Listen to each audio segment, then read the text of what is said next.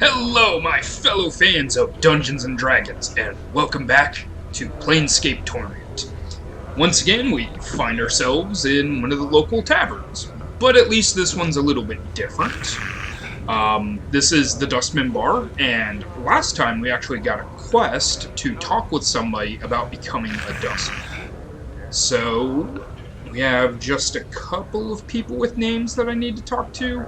I think Mortai, Gravesend, Narok, and those are the only two. I don't think any of the dead bodies in here are actually hiding anything. So, let's start with Mortai. This tiny, wizened man is dwarfed by his huge dustman robes. They look as if they were chosen to cloak his small stature. Although he looks to be in his late 90s, this man is extremely energetic. He fidgets continuously and his eyes dart around the bar like a bird's. Greetings.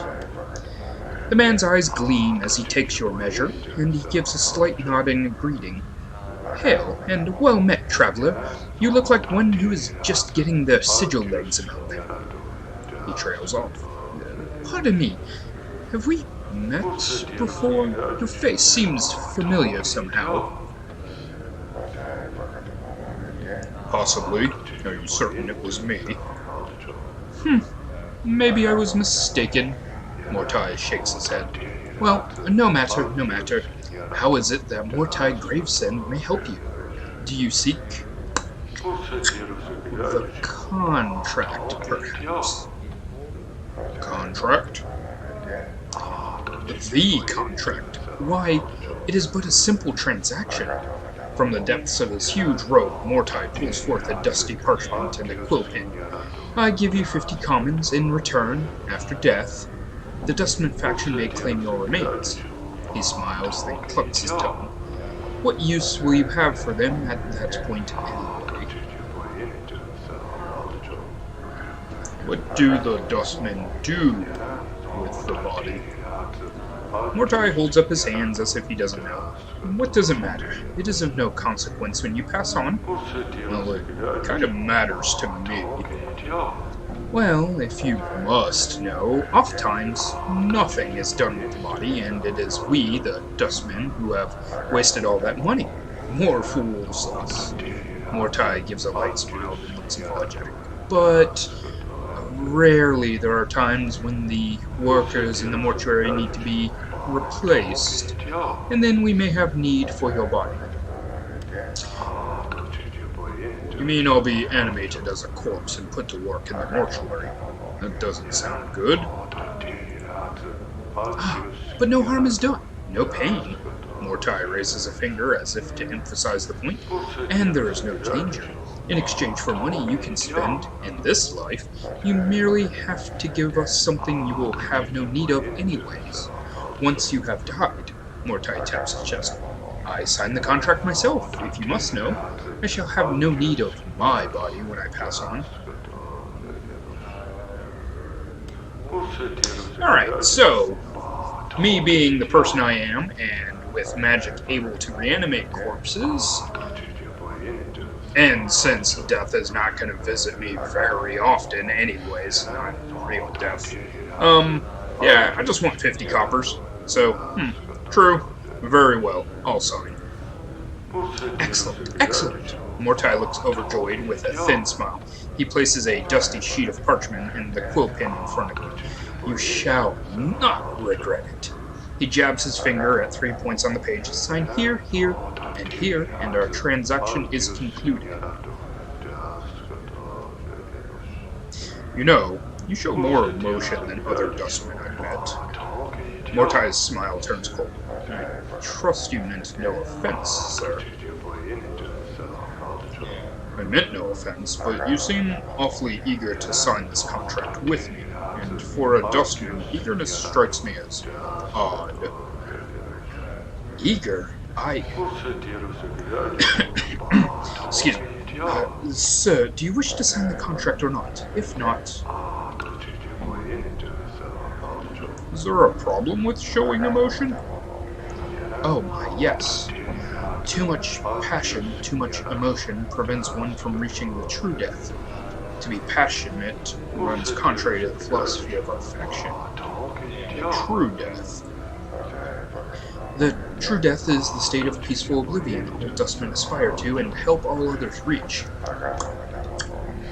Anything that ties a soul to this life is shunned by our faction, whether these ties are possessions or emotions. You see, passions act as an anchor to the soul, preventing it from reaching the true death. Very bad. Very bad. And in the D&D world, what that could mean is incorporeal undead. So if you're highly emotional or you're tied to one thing, you could come back as a ghost or something like that. So, I had some other questions. Of course, Murtai nods. It would be my pleasure to answer any questions you may have. Okay, well, let's get back onto it. I'd like to sign that contract you mentioned. Excellent, excellent. He looks overjoyed, then smile, points to where I should sign, and then sign there, and there, and there. And we got experience for that. You take the quill in your hand, and you begin to scratch your signature into the parchment. The quill pen makes a strange scritching noise as it touches the parchment like a dagger writing in steel. Continue signing. As you try to sign the parchment, however, you notice that it seems to be shifting beneath your pen. No matter how hard you try, you can't seem to sign your name. The contract seems to twist from being a dusty piece of parchment to something alive. Mortai, what's with this contract? When you glance up to speak to Mortai, you see that his face has been replaced with that of a grinning skull. The rest of the bar seems to stop. The patrons fall silent, freezing like statues. Mortai opens his mouth and a wisp of dust trails from inside the skull. Mortai. With a rasp, the death's head speaks, dust steaming from its teeth. Sign, but remember, everything has its price. And what can change the nature of a man? The words are a ragged, dead chorus as if been spoken by 5, 10, 20, 100 voices. Old, young, female, male, desperate, calm, hysterical. Nature of a man. As you speak the words, suddenly you feel faint, and the next thing you hear is Mortai's voice, normal, his hand upon your shoulder. Sir, are you all right? I thought I'd lost you there for a moment. Try and get your bearings. It's as if time has exhaled and resumed its natural breathing. The rest of the bar has returned to normal, and Mortai's face is no longer death's head. You feel a strange pressure inside your skull, as if something desperately wishes to surface, but cannot. The experience with the death's head that spoke dust. It was as if you remembered a dozen splinters of memory at once, all stabbing into each other to create an image. And you know, somehow, that every voice the death's head spoke belonged to someone now long dead. Just give me a moment, I'll be fine. Mortai removes his hand from his shoulder. He looks uneasy, more at the prospect of losing a customer than any real concern for your welfare. As you stare at the dusty parchment upon the table, you know for a fact that this is not the first time you have pinned your name to a contract, and perhaps not the first time you have signed one such as this. Slow down. Sorry, guys. Finish signing it. You scratch an X across the contract in 3 places, Mortai indicated. As you finish making the last mark, Mortai's hands lash out like 2 whips. The left hand sprinkles dust across the parchment to help the ink dry, and his right hand flicks a stream of coppers into your hands, 50 in all. So, now that is out of the way, I had some other questions for you. Of course, Mortai nods. It would be my pleasure to answer any questions you may have. Have you seen a journal recently? A missing one? Mortai shakes his head. I know nothing about a journal. I deal with documentation of a much different sort. So you mentioned it before. I had some other questions, and then let's see if he knows who Farad is. I'm searching for a man named Farad. Have you seen him? Mortai frowns. He's one of those collectors, isn't he? I know little of him. I think Initiate Emmerich mentioned him in passing. Mortai glances around the bar. Emmerich should be around here in the bar somewhere. He can usually be found in the far corner of the head table, I believe. That's all I wish to know. Farewell. Mortai nods as you turn to leave. He has a strange expression on his face. Is there something wrong? Forgive me, I must ask again. Are you sure we haven't met before? Possibly. I do not recall you. Well, no matter. Farewell, Mortai. Yes, farewell, farewell.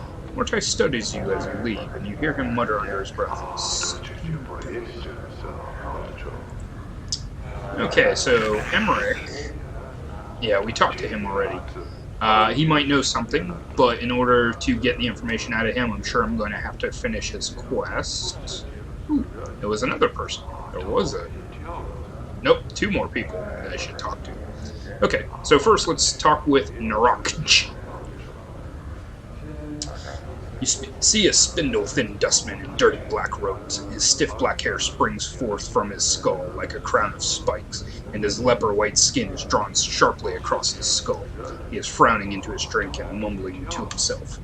Narakj. The dustman looks up and blinks once, then looks you up and down, studying you. As he studies you, he takes one of his spiked locks and points at himself with it. Narakj. Initiate, dustman, guard. You look troubled, Narakj. He touches his face and traces the shape of his frown with his finger. Troubled, yes. What's wrong? The dustman looks you up and down. Many troubles have I. Help, can you? A mausoleum awaits. The dead walk, the dead disturbed, the dustman disturbed. Find out what disturbs the undead, and copper coins will I pay. Very well. Where is this?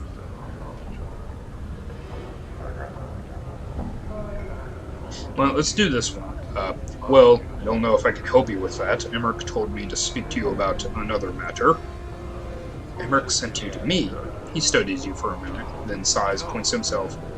Narakj is dustman. Guard. Serve dustman interest. Protect dustman interest. Protect dustman reputation. In the hive, many thieves. One thief wears robes of dustman, but a dustman not. There's a thief disguised as a dustman. Updated my journal. Find him I cannot. Important to dustman it is. I can track him down for you. For making my troubles your troubles, copper coins will I pay. Find the not dustman, deal with him, then return. Narakj will wait. Very well. I will return when I have found this not dustman. Farewell. Alright, so I know he gave me another quest too. We're going to do this one just so we can see if we can join the dustman. And then if that works out, we'll take his other quest, which I've done before. Okay. Then we have... Alright. Old Copper Eyes. Before you is a tall, silent figure. He could easily pass for a statue, although the deep furrows in his face and brow make you wonder if the sculptor was a little too eager in defining the face with the chisel. He looks well over 50 years old, but exactly how much over 50? It's kind of hard to tell. As he slowly turns to look at you, you can catch the dull sheen of copper in his eyes. Greetings. Old Copper Eyes stares at you. His eyes are difficult to make out past the black well of his eye sockets, but they look to have a coppery sheen about them. Looking to sign one of the dead contracts. Copper Eyes makes the barest of nods and slowly reaches into his dustman robes with both hands. With his left hand, he pulls forth a small bag of human skin. With his right hand, he draws forth a piece of parchment folded around a finger bone pen. The bag and the parchment are slowly laid on the table in front of you. Pick up the parchment and examine it. It's a contract that entitles the dustman to take possession of the signer's body after he has passed beyond the eternal boundary. The signer, in exchange, receives a monetary sum from the dustman agreed upon at the time of the signing. You assume the sum in the bag is the amount you'll receive. Examine the bag. The bag is full of coppers. There looks to be about 100 in there. Hey, I'm going to sign this one too. As you finish signing, Copper Eyes nods at the bag to his left. As he does, the contract parchment vanishes from the table and into the folds of his robes. I had some questions I wanted to ask. He says nothing. Never mind. Farewell. So, did we get the money?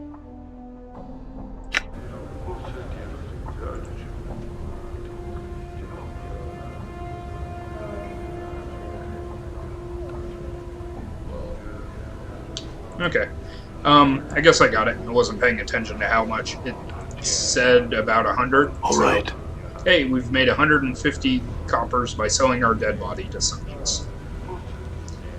Before you is a young dustman with stubble on his chin and dark circles beneath his eyes. He's staring at a wall with a somber expression. Greetings. He doesn't look up. He stares straight ahead as if he is seeing something, several leagues beyond the walls of the bar. Can I ask you some questions?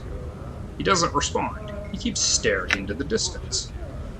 Alrighty then. Let's go, Chief. This dusty might as well be fertilizer. Fair enough. Let's get out of here. As you turn to leave, the dustman suddenly speaks, his voice barely a murmur. You have to strain to hear the words. You think he said something about a contract. What did you say? Dustman turns to you, his face like stone, his eyes dead. Why did you sign that dead contract?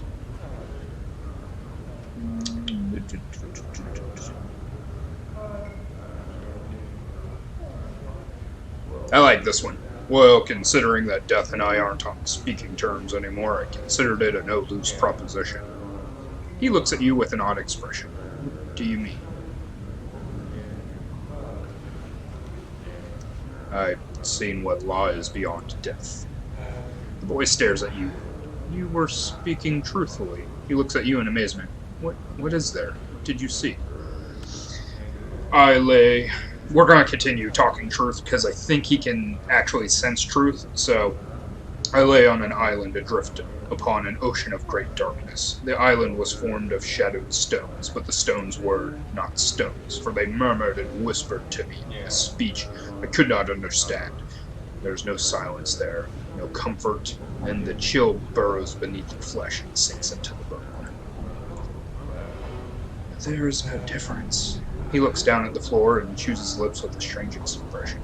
Beyond the shadow of this existence, more misery awaits. There's no oblivion, no cleansing, nothing changes. Planes rotate and nothing ever changes. Except you. You can still change. He scoffs. Nay, I have tried repeatedly. If you believe that, then it will be true. It is more than a belief, it is reality. His gaze turns dark. Have you seen the city? It rots, and everything within it rots with it. There is no hope, nothing to strive for. Everything is stained with darkness and shadow. And what about your beliefs as a dustman? Isn't that a worthy enough goal?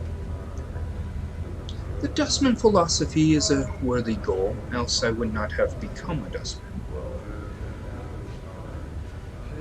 Then heed this. You are too eager to reach oblivion. According to the tenets of the dustman, that very eagerness to reach the true death will keep you forever from it. He snarls. You sound like one of the factors. They never cease lecturing me. But they are correct to do so. They have only your wish to die at heart. If you wish to reach the true death, you must come to terms with this life first, no matter how painful it seems to you. It is an opportunity, and you are still young. Perhaps seeing more of this life will calm your eagerness for death. But how? How should I deal with it?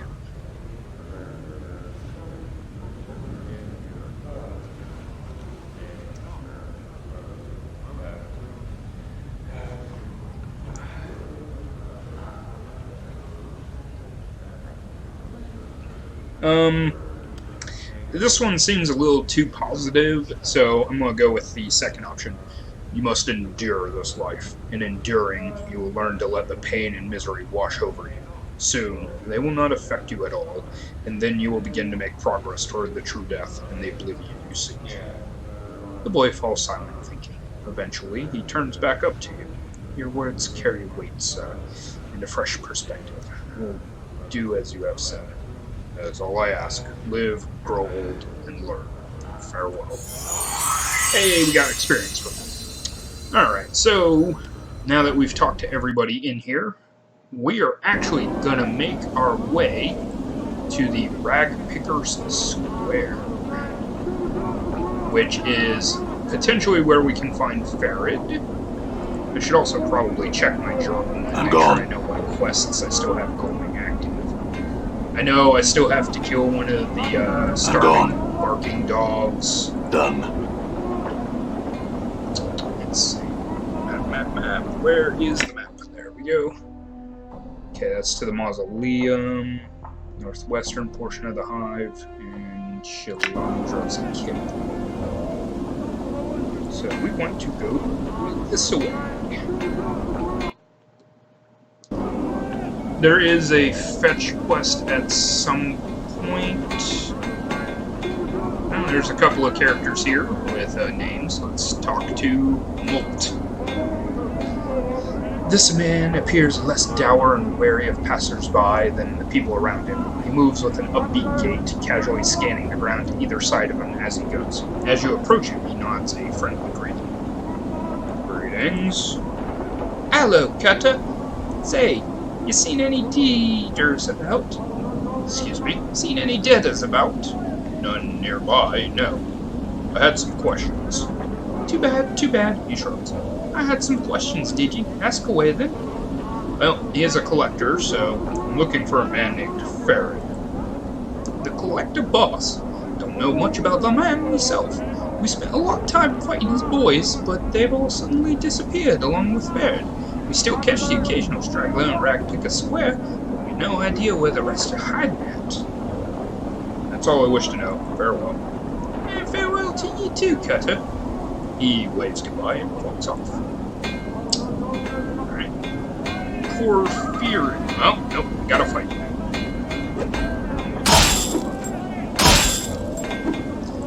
Somehow, these thugs, looking at a floating skull, a probably very armored Schwarzenegger-sized man, and a I'm gone. Githzerai, I believe? I can't remember if it's Githganki or Githzerai. I'm guessing Githzerai. And they think they can take us, so... Alright, and I guess the last thing we'll do today... Well, I want to get to Ragpicker Square, but first, Porphyrion is here, so I want to talk with him. Every inch of this man's skin is covered in a web of black lines. It's as if some artist chose to accentuate every crease in his flesh with a quill pen. The overall effect is such that even when his face shows no expression, he appears to be frowning. Greetings. This one has a name. This one is called Porphyrion. The man's voice is like a gong as he speaks. The lines on his face bend and settle into a series of spherical patterns. This one would know. Why do you address this one? I wanted to ask some questions about the city. This one would have you know. This one cannot answer your questions. The lines on his face twist into angles, then split into a mess of scribbles. This one has only recently stepped foot in this place of walls. Alright then, but I have to ask you this. Why do those lines upon your face move? The lines show anger. Do you take offense? The lines slowly straighten, forming into gentle curves. No offense was meant. Will you accept the many apologies of this one? No offense taken. Why are you angry? This one tells of event recent. Do you know this one was beset by 3? 3 demanded an item of this one. This one feared an attack. What does this one do? This one surrendered the item. Well, you were right to be afraid. If there were 3, then they might have killed you had you not given up the item. This one has been misunderstood. The lines on his face become angled, then smooth into curves again. This one did not fear being killed. This one feared killing the 3. Well, if you could have killed them, why did you let them rob you? This one walks the path of a warrior. Many weapons have walked with this one. The fist, the blade, the stave, the hatchet, the smiter. These tools are all known to this one. That's not much of an explanation. Yet if you're a warrior with that much training, why let them rob you? This one is forbidden to attack. The lines ripple across his face as he speaks. If this one had struck at the 3 in anger, the vow of non-violence would be made. Vow of non-violence. You're a warrior and a pacifist. This one is unfamiliar with your speech. What is it? This pacifist... never mind. Why did you train so much if you're not permitted to attack a noble? This one is of the Order of Errant Agi. We await the final days where all will be called to battle. The training and skills of this one, they are to be kept silent until then. In the meantime, you will let yourself be robbed in the street without defending yourself? This one will clarify. The item is of value. The discipline of the Errant Agi is of greater value. Since you won't fight, any chance you could talk these thieves into returning your item? This one addresses the 3 thieves. What happens? The requests of this one are met with scorn. The 3 will not return the item. I could see if I could get the item back for you. This one must ask, would you bring violence to the 3 that have robbed this one?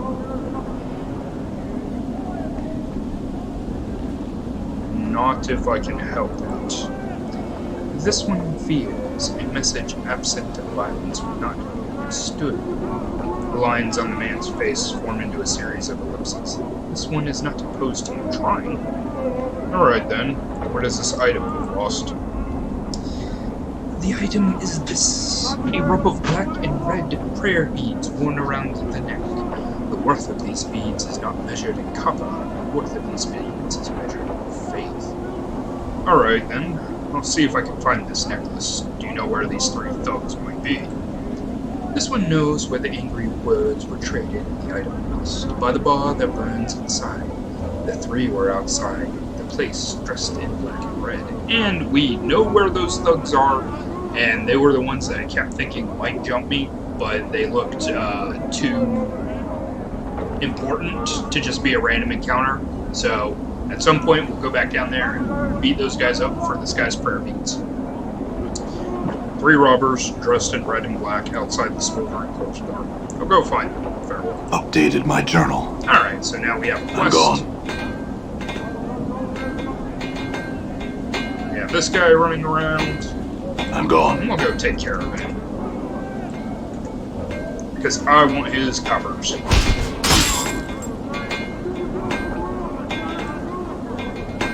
Now I can't see. Done. There it is. Got him. Okay. I'm gone. So then, Alright. like I said, I wanted to get to... This game is going to be long, and there is a lot of talking. I believe this leads to Ragpicker Square. Yep.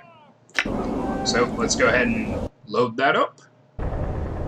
And we are now in the collector's area. This is their home base in Sigil. And next time, we'll be going around looking for people to talk to. Maybe we can figure out where Ferret is or how to get to him. But more importantly, we're looking for a collector dressed as a dustman so that we can take him out. So, as always, guys, thank you for joining me, and I'll see you next time on Planescape Torment. See you then.